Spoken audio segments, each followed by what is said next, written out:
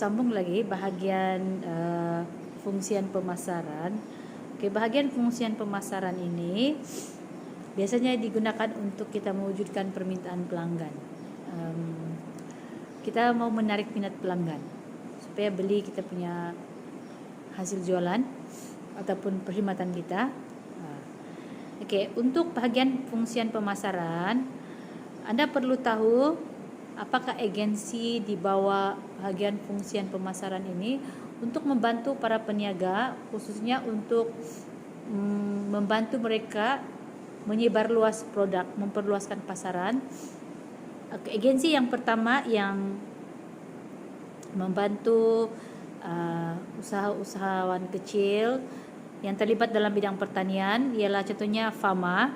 FAMA ini adalah salah satu agensi di bawah kerajaan, yaitu Lembaga Pemasaran Pertanian Persekutuan FAMA, berperanan menjalankan aktiviti pemasaran berkaitan pertanian, yang melibatkan semua pihak termasuk agensi kerajaan dan swasta.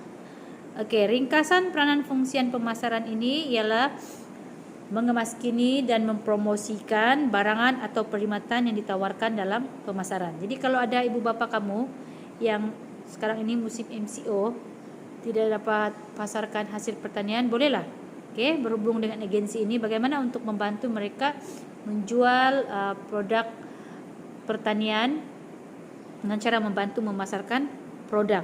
Yang kedua, mendapatkan dan mengemaskini profil perniagaan sedia ada untuk membuat sasaran pasaran. Yang ketiga, mempromosikan barang dan perkhidmatan melalui pelbagai cara pengiklanan dan kaedah promosi seperti akhbar, televisyen, dalam talian, mail terus, penajaan serta pertunjukan. Dan satu lagi yaitu pameran perniagaan. Ini biasanya dia buat expo. Kalau tahun-tahun sebelum ini kita boleh lihat expo perniagaan ini khususnya dalam bidang pertanian. Tapi sekarang oleh kerana PKP akibat coronavirus, maka kerajaan menangguhkan program sebeginilah. Itu sahaja yang kamu perlu tahu di bahagian peranan, bahagian fungsian pemasaran. Kenal pasti agensi FAMA. Yang seterusnya ialah bahagian 4P. Selalu kita panggil P. So P dalam bahasa Inggris we call it product, price, promotion and place. Place ni pengedaran. Bagaimana kita mengedarkan produk. Yang pertama yaitu produk. Produk ini bermaksud reka bentuk, cara pembungkusan yang menarik. Bagaimana kita buat produk kita supaya orang tertarik dan rasa ingin beli. Contohnya kalau Anda membuka restoran, Anda gambar menu makanan yang sedap. Contohnya Anda bagi pembungkusan yang menarik ataupun nama yang menarik. Contohnya produk, kalau kamu jual burger, orang mungkin tidak pernah dengar nama burger murah tapi kenyang. So orang mau tengok macam mana burger murah tapi kenyang. So orang mau yang murah tetapi mengenyangkan. So kadang-kadang promosi ini dalam bentuk produk yang begitu, orang akan tertarik. Itu pertama, kita mesti bijak menarik hati pelanggan. Yang kedua, harga. Harga ini mesti berpatutan dan sekurang-kurangnya mampu menutup kos pengeluaran. Barulah Anda boleh mencapai untung. Harga ini Anda perlu lihat di mana lokasi perniagaan yang Anda buka. Kalau di kawasan berpendapatan penduduk yang berpendapatan tinggi macam di bandar, harga itu mungkin lebih mahal sedikit. Tapi kalau di kawasan pedalaman, jumlah pendapatan penduduk adalah rendah, Anda juga perlu memikirkan kos itu sesuai dengan harga yang dijual di kawasan itu. Itu hargalah. Yang ketiga dari segi promosi. Promosi ini antara elemen yang paling penting sekarang. Kalau kamu tengok di Facebook ataupun di TV lah, orang akan ingat jenama berdasarkan iklan yang mereka paparkan. So promosi ini ada pelbagai kaedah Anda untuk mempromosi, seperti jualan langsung, publicity, pengiklanan. Ini antara strategi promosi yang digunakan. Nanti cikgu akan sentuhlah bahagian ini ya. Seterusnya yang pengedaran. Pengedaran ini bermaksud tempat di mana Anda mengagihkan produk itu. Biasanya agihan ini daripada pengeluar asal. Bagaimana kita mengagihkan produk itu daripada pengeluar asal sampai kepada pengguna akhir. Okey, ada yang menggunakan strategi pengedaran menggunakan saluran yang lebih mudah, contohnya daripada pengeluar kepada pengguna. Ini biasanya untuk produk yang mudah rosak, contohnya ikan. Dia tidak perlu ada pemborong, sebab kalau dia melalui proses yang panjang, nanti produk itu akan rosak. Okey, itu yang pertama lah, bahagian pemasaran. So apa? Okey, bahagian fungsian pengagihan.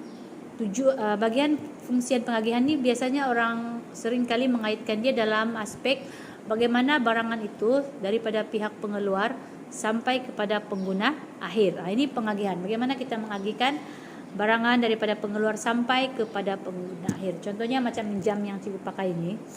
Jam ni berjenama Adidas, tapi tidak tahulah original kah tidak. Yang penting ada jam kan. Okay, jam ini kalau kita tengok syarikat jenama Adidas ini, antara negara yang terpilih untuk menghasilkan produk dia seperti Indonesia, UK.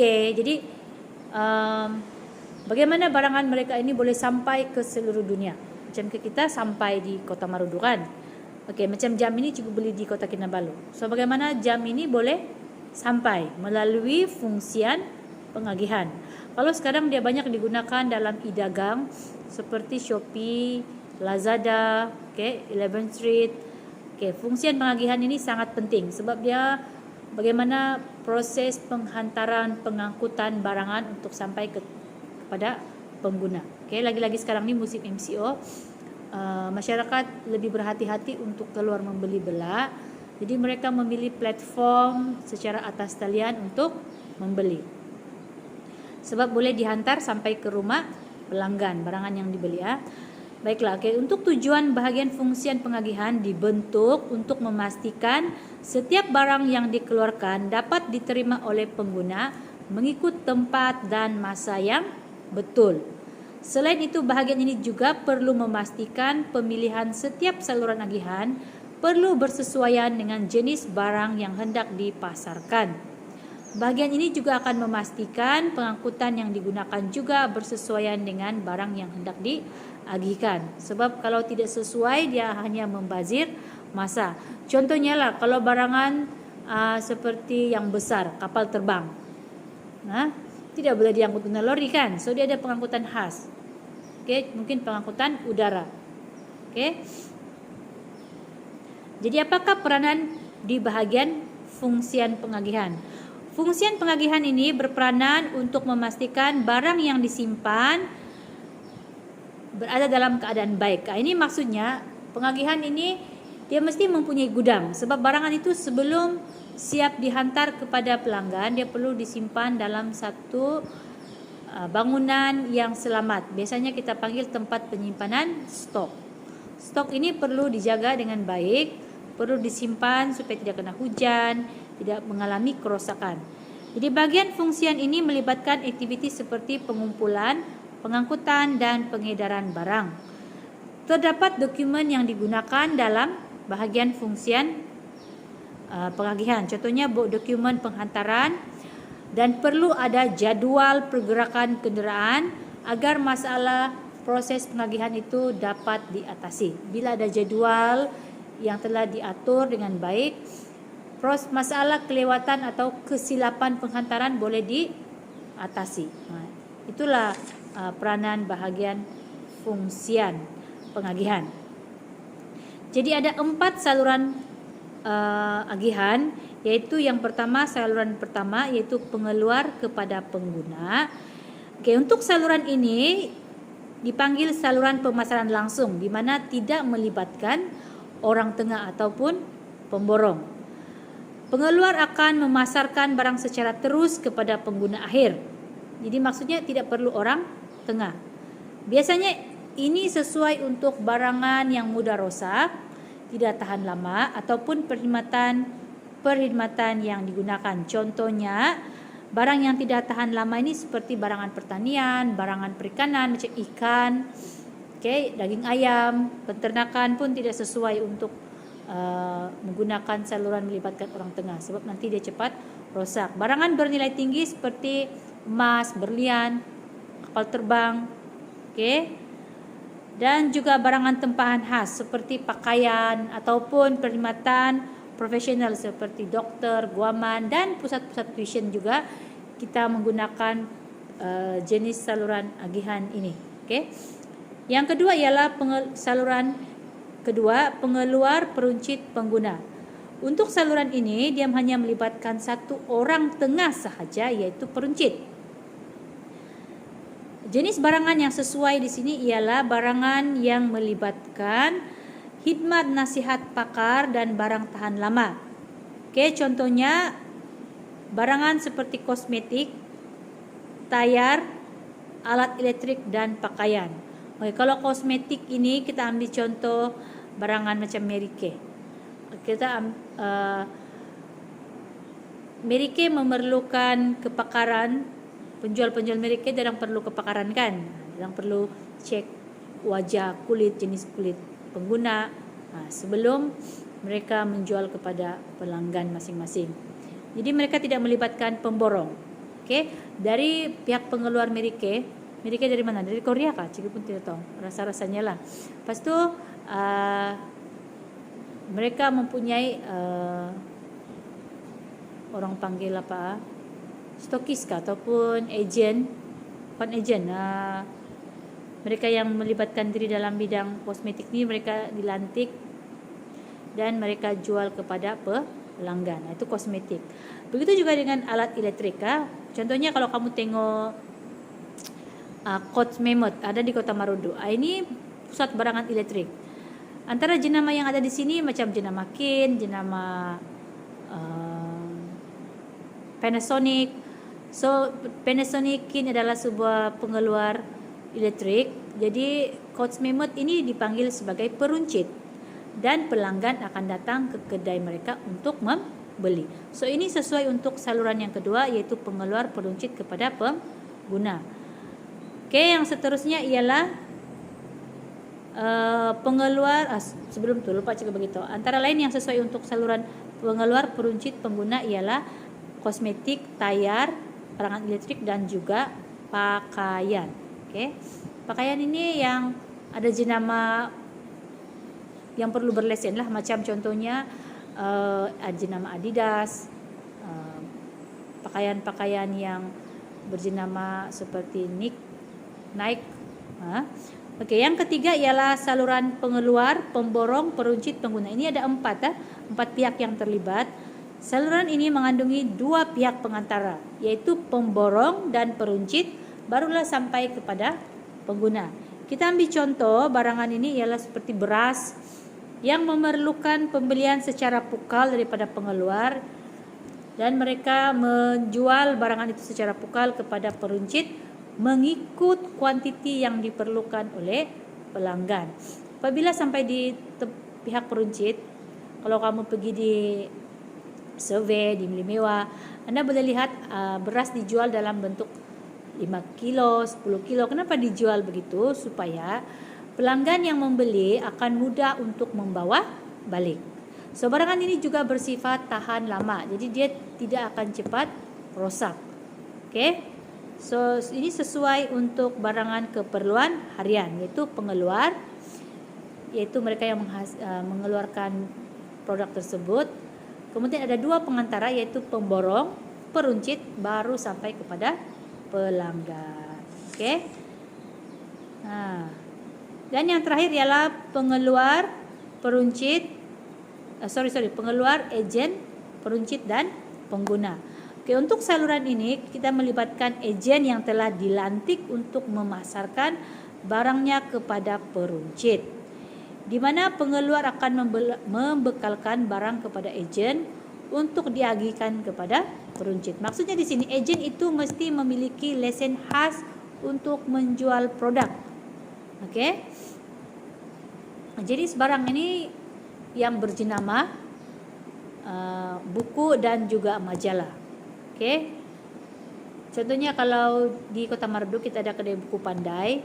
Jadi mereka mempunyai lesen ataupun dibenarkan menjual buku terbitan, contohnya terbitan Sasbadi, Pelangi, ini antara pengeluar buku. Jadi mereka melantik kedai buku adalah peruncit. Okey. So mereka ada ejen yang telah dilantik untuk menjual buku-buku jenama Sasbadi dan Pelangi. Ada juga pakaian berjenama, contohnya macam beg, bukan beg, contohnya jenama leather, apa itu, LV. Itu pun perlu ada ejen. Kalau kamu pergi di shopping mall, tidak semua orang jual ni ya. Jadi begitu juga dengan majalah. Okey, mereka ada ejen yang dilantik untuk menjual barangan. Ejen ini menghantar barangan tersebut kepada peruncit, peruncit jual kepada pelanggan. So kita ringkaskan, bahagian fungsian ini ialah untuk agihan ialah memastikan barang disimpan dengan baik dan dilabel sebelum dihantar pada waktu yang tepat. Kedua, mesti periksa semua tempahan dan bertindak jika berlaku perbezaan. Contohnya di sini pelanggan A telah menempah sejumlah pakaian berwarna biru. Sekali cek tersilap berwarna kuning. So mesti buat pembetulan, membuat tindakan yang cepat. Melengkapkan penghantaran dokumen, menyediakan jadual pergerakan kenderaan supaya tidak berlaku kelewatan penghantaran, menyelesaikan masalah proses pengagihan, memenuhi kekurangan bekalan yang berlaku di sesuatu lokasi. Ini perlu memastikan stok sentiasa ada. Mengambil dan mengagihkan tempahan seperti yang telah ditetapkan, membantu fungsian lain seperti pengeluaran dan jualan dalam mencapai matlamat yang telah ditetapkan oleh organisasi. Itu saja yang kita belajar hari ini. Cikgu sudah ajar yang pertama. Oke, kita kembali lagi. Sekarang cikgu ajar untuk bahagian fungsian jualan. Oke, untuk video kali ini cikgu santai sajalah. Next baru cikgu tunjuk papan penyataan. Sebab cikgu belum berapa bersedia lagi ya. Oke, untuk bahagian fungsian jualan, jualan merupakan suatu transaksi yang memberikan nilai tambah dalam memenuhi keperluan pelanggan dan memberi manfaat bersama kepada penjual dan pembeli. Itu maksudnya memberikan nilai tambah, kata kunci dia, dalam memenuhi keperluan pelanggan. Dan bila beli barangan itu, dia beri manfaat kepada pelanggan. Ada rasa kepuasan, okey? Okey, untuk di sini apakah tujuan bahagian fungsian jualan? Okey, bahagian fungsian jualan dibentuk untuk memastikan sasaran jualan dapat dicapai. Okey, sasaran jualan. Jadi semua staf di bahagian ini perlu mengetahui dan memahami undang-undang yang melindungi pengguna dan memahami jenis perniagaan yang dibenarkan dan yang tidak dibenarkan. Tidak semua perniagaan boleh, tidak semua benda boleh dijual lah. Orang tidak boleh dijual. Jadi produk makanan boleh dijual, tapi orang tidak boleh dijual. Jadi kena faham undang-undang. Kalau mau jual kosmetik pun tidak boleh jual kosmetik yang melanggar peraturan penggunaan bahan terlarang. Contohnya kalau yang produk-produk pemutihan itu terlalu banyak dia punya bahan terlarang. Okey, seterusnya staf juga di bahagian jualan juga mestilah mahir untuk menjawab soalan daripada pengguna serta mampu mempengaruhi pengguna untuk membeli. Ini kalau kita lihat kebanyakan penjual mereka mesti memiliki kemahiran komunikasi yang baik, mempunyai penampilan personality yang baik supaya pelanggan merasa yakin terhadap produk yang dibeli. Okey, apakah peranan bahagian fungsian jualan? Bahagian fungsian jualan ini yang pertama-tama ialah berfungsi menjawab pertanyaan pelanggan berkaitan barang yang dijual. Okey, bila kita menjual barangan, antara soalan yang sering ditanya, pertama, jenis, yang kedua spesifikasi barangan, kualiti barangan, dan paling penting cara pemasangan serta penggunaan barangan. Jadi para penjual mesti mahir aspek ini, terutama dari segi spesifikasi barangan. Okey. Bahagian ini juga berperanan untuk membuat jualan sama ada secara bersemuka macam antara dua individu ataupun secara atas talian. Okey. Yang seterusnya, bahagian fungsian juga menyediakan sebut harga atau jangkaan harga barang yang dikehendaki oleh pengguna. Okey, sekarang ini kebanyakan peniaga wajib memberikan harga barangan sama ada secara bersemuka atau atas talian. Okey, kerajaan telah tahun lepas telah menetapkan bahawa barangan atas talian perlu dinyatakan harga barangan tersebut supaya pelanggan terus tahu harga barangan tersebut. Okey. Selain itu, bahagian ini jugalah yang melakukan aktiviti seperti diskaun ataupun berlaku potongan harga ataupun terma-terma jual beli. Okey. Terma maksudnya peraturan lah. Ataupun kontrak jual beli. Seterusnya, bahagian fungsian ini juga memberi nasihat teknikal. Nasihat teknikal ini penting supaya pengguna tahu menggunakan produk yang dibeli atau perkhidmatan mereka. Bahagian ini juga berperanan merancang dan mengurus masa yang bersesuaian untuk membuat promosi jualan. Okey. Dan akhir sekali, bahagian ini juga menyemak dan mengemaskini rekod pengguna supaya mudah dihubungi pelanggan mereka. Okey. Jadi itulah yang berlaku di bahagian fungsian jualan. Jadi cikgu highlight, cara pertama, staf yang bekerja di bahagian fungsian mesti mahir, berkomunikasi dan mampu mencapai target atau objektif jualan. Itu di bahagian jualan. Manalah tahu ada nanti lepas habis sekolah Anda berminat mau bekerja di bahagian jualan. Jadi itu saja untuk hari ini. Kita akan bincang kemudian dalam sekiranya masih MCO, cikgu akan teruskan dengan video seterusnya. Jika tidak, kita belajar semula di kelas. Thank you. Jangan lupa subscribe channel cikgu. Sama-sama kita belajar.